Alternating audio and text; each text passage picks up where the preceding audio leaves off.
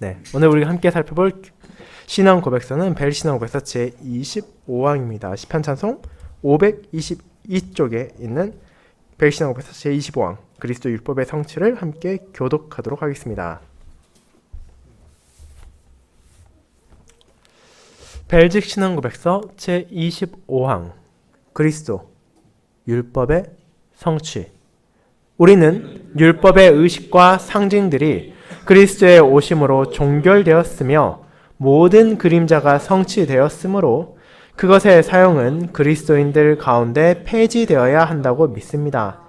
그러나 그것의 실제와 본질은 그것이 성취된 그리스도 안에 그대로 있습니다. 동시에 우리는 하나님의 뜻과 그분의 영광에 따라 성실하게 우리의 복음의 교리를 더욱 확증하고 우리 생활을 규제하기 위해 율법과 선지자들로부터 취한 증언들을 여전히 사용합니다. 말씀 묵상 후에는 찬송 1장으로 우리의 신앙을 사도신경을 통해 고백하고 시편 119편 64절부터 66절까지를 부르도록 하겠습니다.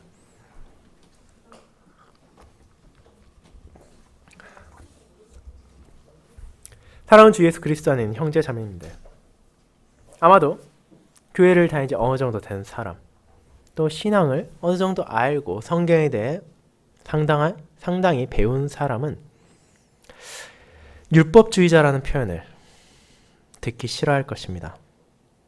그 누구도 자신이 율법주의자라는 말을 듣는 것을 달갑게 여기지 않을 것이며, 그 이유는 그것이 마치 자신이 너무 경직된 사고를 가지고 있는 것처럼 느껴지고 자신의 의지는 없는 것처럼 보일 수 있으며, 심지어 자신의 행위로 구원을 얻을 수 있다고 믿는 것처럼 여겨지기 때문입니다.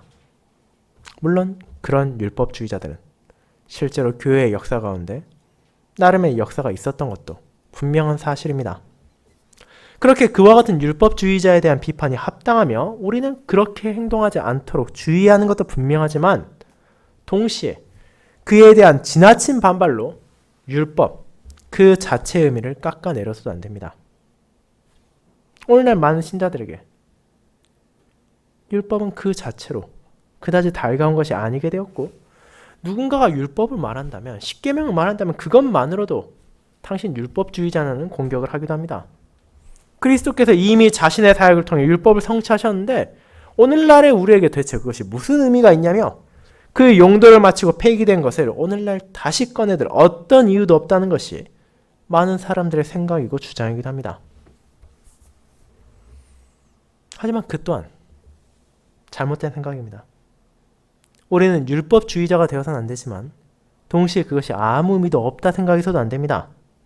구약시대 언약 백성들을 위해 주어진 그것은 그리스도께서 그 그림자와 상징을 성취하신 이후에도 여전히 그분의 백성들을 위한 역할이 남아있기 때문입니다. 그렇게 벨 신앙 고백서 제25항은 율법이 가졌던 역할이 무엇인지를 간략하게 전하는 동시에 그것들의 용도가 그리스도를 통해 어떻게 변화되었는지를 고백하게 하므로 우리가 이미 성취된 예식과 상징에 집착하지 않도록 하며 그 진리와 본질을 감사히 받아들이도록 인도합니다. 저는 그와 같이 그리스도께서 성취하신 율법의 의미를 전하는 이 항목을 우리는 그리스도를 통해 성취된 율법의 참된 의미를 믿습니다 라는 제목으로 나누고자 합니다. 그리고 이 율법이 어떤 의미를 가지고 있으며 왜 우리에게 그것이 주어졌고 그것이 그리스도를 통해 어떻게 성취되었으며 여전히 우리에게 남아있는 진리와 본질은 어떻게 받아들여야 하는지를 함께 고백하고자 합니다. 이를 첫 번째, 구약시대 언약 백성을 위해 주어진 율법. 두 번째, 그리스도를 통해 성취된 상징과 그림자. 세 번째, 신약시대 언약 백성이 계속해서 사용하는 율법이라는 세 가지 대지로 나누어 살펴보겠습니다. 먼저 첫 번째, 구약시대 언약 백성을 위해 주어진 율법에 대해 알아보겠습니다. 형제자매 여러분, 지난주 우리는 벨 신앙 고백서 제24항을 통해 사람의 성화와 선행의 관계를 알아보았습니다. 하이데벨 교리문답이나 돌트 신조에서 다루고 있는 이 주제는 근본적으로 저와 여러분이 선행을 어떻게 바라보고 왜 그것을 하는 동기를 가지는지에 대한 내용을 다루고 있습니다. 그리고 그에 대한 잘못된 가르침이 과거에도 그리고 지금도 너무도 많고 그의 현혹되는 성도들도 적지 않게 성경적 가르침을 통해 선행에 대한 바른 자세를 알려주고 왜 우리가 그것을 멈출 수 없는지를 설명한 것입니다. 그렇다면 이 항목은 우리를 어떻게 인도했습니까? 이는 선행으로 바로 들어가지 않고 먼저 성화에 대해 언급합니다. 사람이 거룩하게 되는 것, 거듭나고 새 사람이 되는 것은 자신이 의지와 뜻을 가지고 열심히 스스로를 변화시키면 되는 것이 아닙니다. 사람의 거듭남은 참된 믿음으로만 가능한 것이고 이 믿음은 성령 하나님께서 말씀 선포를 사용하심으로 심어지는 것입니다. 그렇게 말씀 없는 믿음, 성령님의 역사 없는 믿음이란 존재할 수 없으며 오직 하나님의 은혜 안에서 우리는 믿음이 일으켜지고 그 믿음으로 그리스도와 연합함으로 새 사람이 되는 것입니다. 그리고 그렇게 새 사람이 되었기 때문에 우리는 선행을 할 수 있게 되었고 선행을 계속하게 됩니다. 만약 인간관계가 그와 정반대라면, 즉 우리가 새롭게 되기 위해 하나님의 은혜를 받기 위해 선행을 하는 것이라면 벨신왕국에서 고백하듯이 그 안에 평안과 위로를 찾을 수 없을 것입니다. 그것은 자기 자신을 높이기 위한 수단이 되거나 혹은 오직 두려움을 피하기 위해 억지로 행하는 것으로 변질될 것이기 때문입니다.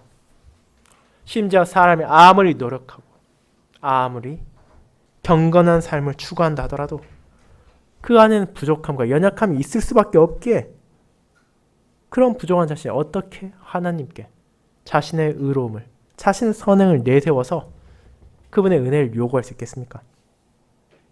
그것은 끝없이 나아가는 고행이지만 결코 두려움과 염려를 떨칠 수 없는 족쇄처럼 우리를 계속해서 붙잡을 뿐입니다.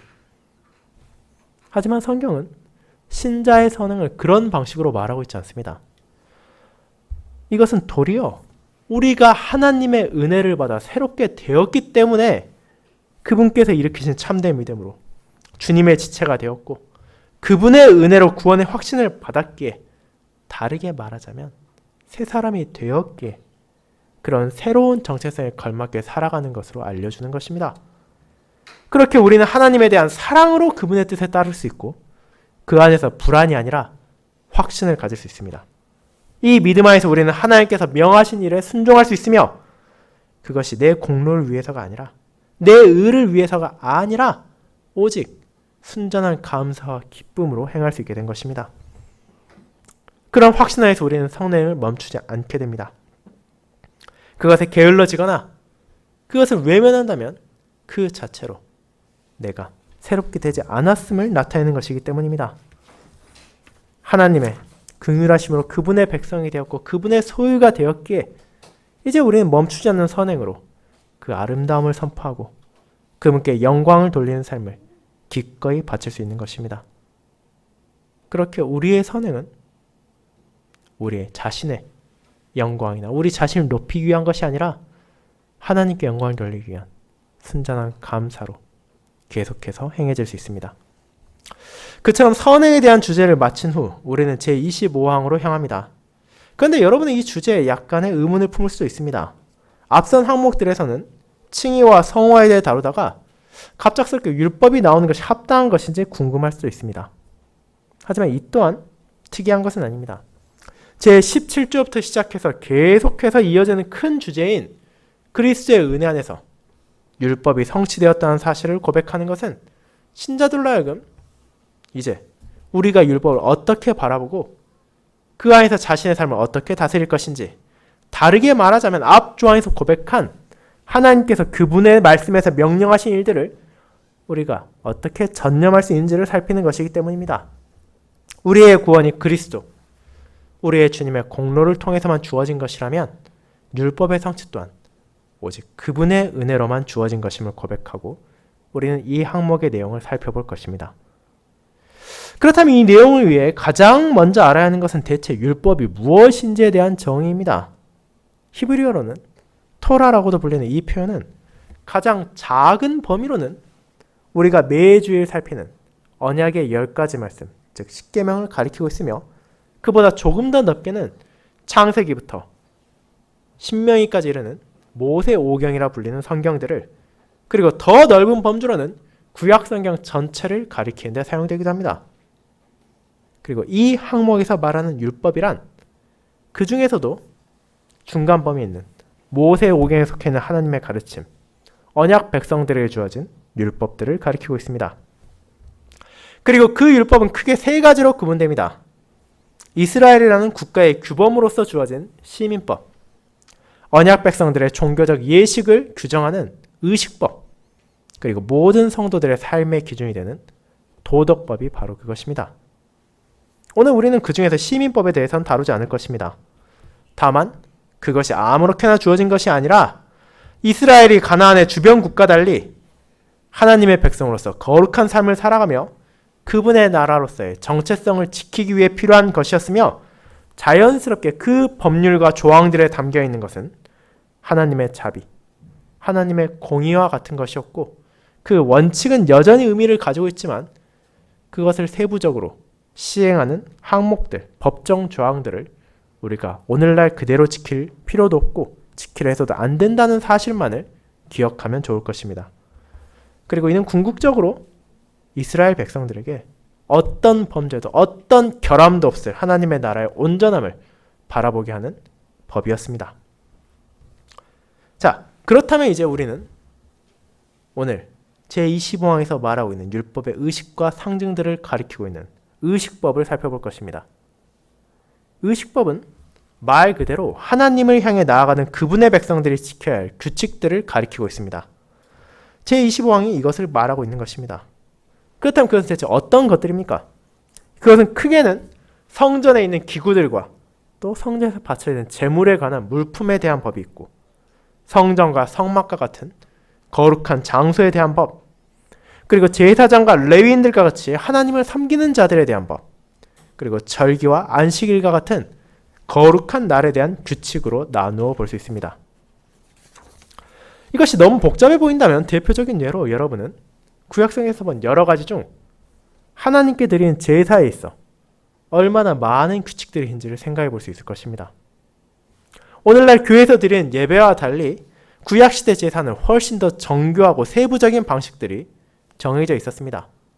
예를 들어 오늘날 교회의 목사가 어떤 옷을 입어야 되는 것은 정해져 있지 않고 교회의 위치나 여건에 따라 교회와 성도들의 덕을 위해 적합한 복장을 자유롭게 입을 수 있습니다.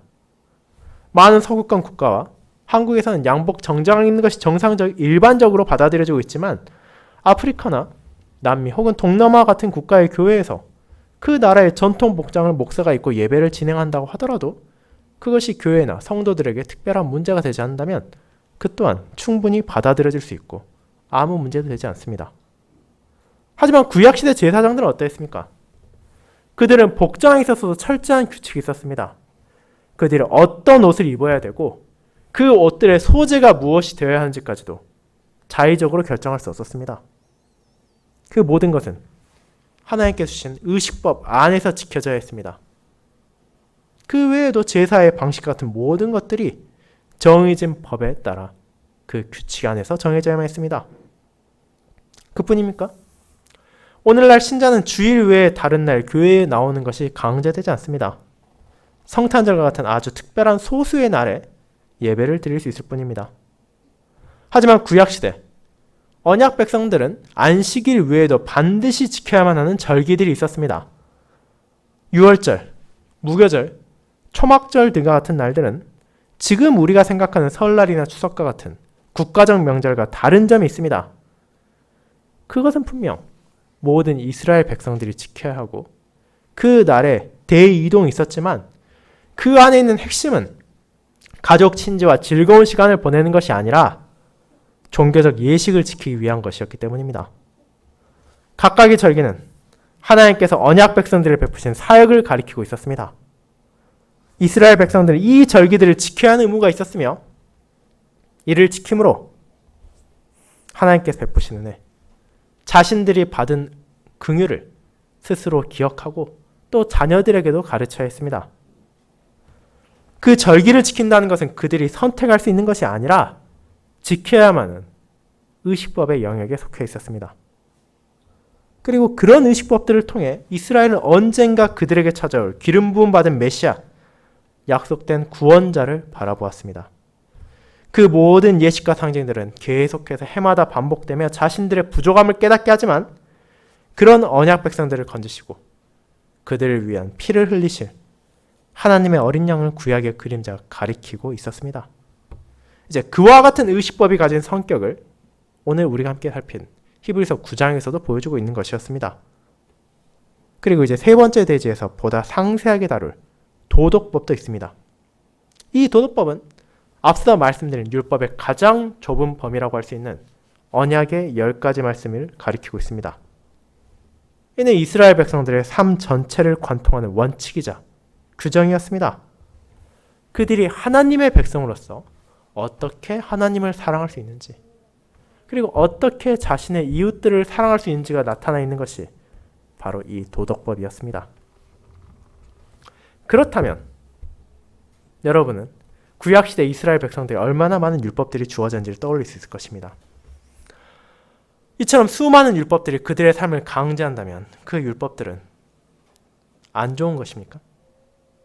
만약 그것이 없다면 언약 백성이 훨씬 더 자유롭고 편안하고 즐겁게 살 수 있었는데 굳이 하나님께서 그들에게 족쇄를 매다신 것입니까?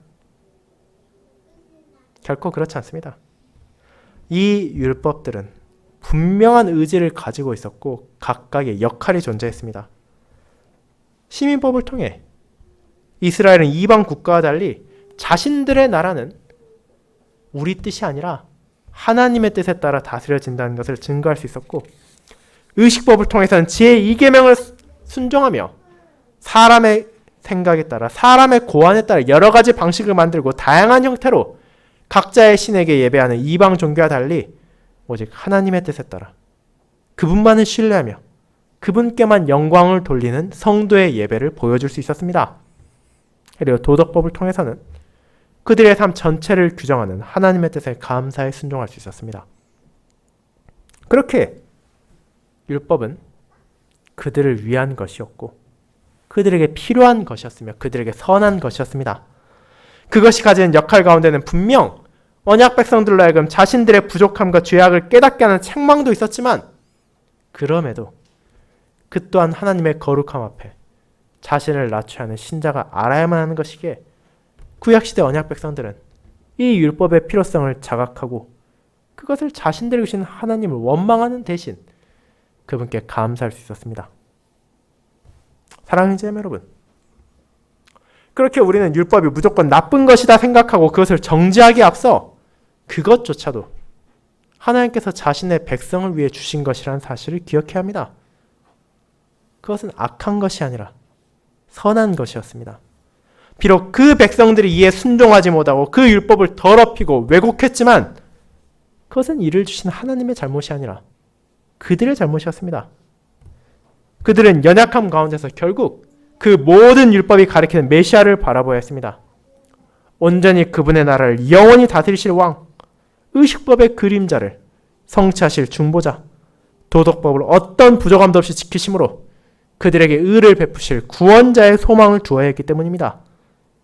그들 중 누구도 죄를 없앨 수도 없고 결국 하나님의 은혜를 믿고 그분만을 신뢰해야 한다는 것이 이 모든 율법 안에 드러나 있기에 이방 나라와 종교, 이방 나라의 백성과 달리 거룩한 삶을 살도록 그들에게 주어진 것입니다. 그렇게 그들이 바라보던 메시아, 하나님의 기름 부음 받은 분께서는 마침내 이 땅에 오셔서 그 그림자를, 그 상징들을 성취하셨다는 것을 우리는 보게 됩니다. 그것이 두 번째, 그리스도를 통해 성취된 상징과 그림자입니다.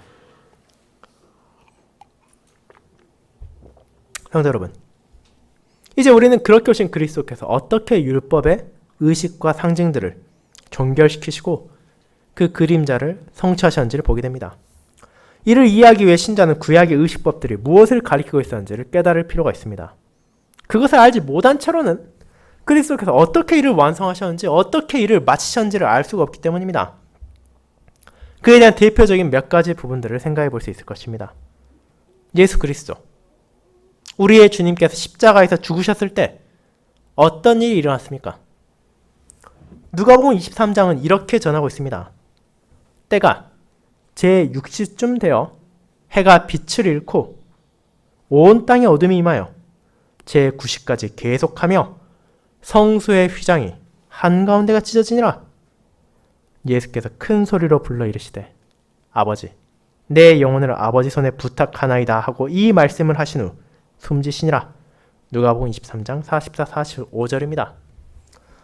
여기서 우리가 볼 수 있는 것 중 하나는 지성소의 휘장이 찢어졌다는 것입니다. 그리고 그것은 거룩하신 하나님께서 주신 구약의 상징 중 하나였습니다. 이 지성소, 말 그대로 성전에 있어서도 가장 거룩한 장소라 불리는 그곳은 오직 대제사장만이 1년에 단 하루 그 안에 들어가 그 백성과 자신을 위한 중보기도를 드리는 곳이었습니다. 그런데 이제 그 휘장이 찢겨졌다는 것은 어떤 의미를 가리킵니까? 하늘 아버지께 자신의 영혼을 부탁하신 예수 그리스도께서 이제 그와 같은 대제사장의 사역 가운데 하나를 성취하셔서 지성소의 역할을 종결시켰다는 것입니다. 이제 우리에게는 하늘 아버지 우편에 앉아 계신 영원한 대제사장이 계시기에 더 이상 지성소에 나아가서 나를 위해서 기도를 드릴 대제사장을 필요로 하지 않는다는 것입니다. 그리스도의 사역으로 지성소의 역할은 폐지되었고 그 안에 담겨있는 실제와 본질, 즉 우리를 위한 중보자께서 우리를 위해 하나님께 나아가시고 기도하시며 돌보신다는 그리스도의 성취와 그리스도의 사역이 우리에게 주어진 것입니다.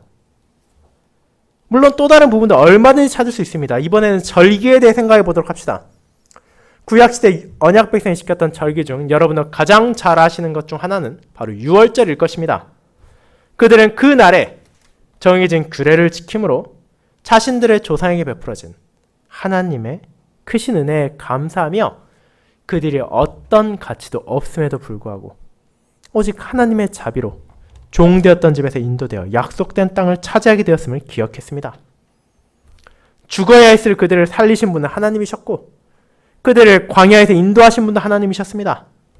그들 자신의 힘이 아니라 하나님의 손길로 언약 백성은 살아가고 있었으며 그분께서 자신들을 애굽보다 더 큰 원수, 죄와 죽음의 족쇄에서 해방하실 날이 찾아올 것이라는 것을 그 날로 바라보았습니다. 즉 유월절의 어린 양을 완성하실 분이 오실 것이란 소망이 그 절기를 지키는 모든 자에게 있었다는 것입니다. 그 그림자 충분히 의미가 있고 아름다운 것입니다. 그러나 오늘날 저와 여러분이 더 이상 유월절을 지키지 않는 이유가 무엇입니까? 왜 우리는 더 이상 어린 양을 잡아 죽이고 또 그것을 나누어 먹으며 또 그것에 지키는 규례를 따르고 있지 않습니까? 그 의미는 예수 그리스도 하나님의 어린 양 안에서 성취되었기 때문입니다. 그분께서 피를 흘리시고 그분께서 우리를 위해 죽으셨기에 이제 신자들은 더 이상 매년 굳이 어린 양을 죽이지 않아도 하나님께서 나를 건지셨다는 것을 확신하며 그 안에 담기는 실제와 본질, 그리스도의 구속사역, 약속의 성취를 확신할 수 있기 때문입니다. 그뿐 아니라 우리는 제사 그 자체의 의미도 성취되었음을 고백합니다. 우리가 과거 몇 차례 설교에서 살펴본 것처럼 구약시대 제사는 어쩌다 한번 이루어지는 것이 아닙니다. 성전은 끊임없이 동물들을 죽이고 그 피와 육신을 의식법에 따라 다루는 제사가 이어지는 곳이었습니다. 그처럼 멈추지 않는 그 제사, 염소와 송아지를 비롯한 짐승의 죽음과 피는 하나님 앞에서 한없이 부족한 언약 백성들의 허물을 가리키는 것이었고 그들의 죄에 대한 값이 죽음을 요구한다는 것을 보여주는 상징이었습니다. 그러나 우리가 예배 시간, 동물을 죽이지 않고 하나님께 나아갈 수 있는 이유는 무엇입니까? 그리스도께서 자신의 피를 흘리시고 이 제사가 가리키는 온전한 속죄 사역을 이루셨기 때문입니다. 본질적으로 그 어떤 짐승도 사람의 죄를 갚을 수 없지만 그 죽음과 피가 가리키는 유일한 중보자의 죽음, 어떤 흠도 없는 그리스도의 피와 죽음으로 우리가 죄 용서를 받았기에 이제 그림자로서 제사는 폐지되고 그것이 가지는 실제와 본질 안에서 우리는 하나님을 향해 기쁨과 감사로 예배드릴 수 있게 된 것입니다. 사랑하는 성도 여러분, 그와 같이 의식법들 하나하나가 어떻게 성취되었는지 예시를 들자면 얼마든지 더 말할 수 있을 것입니다.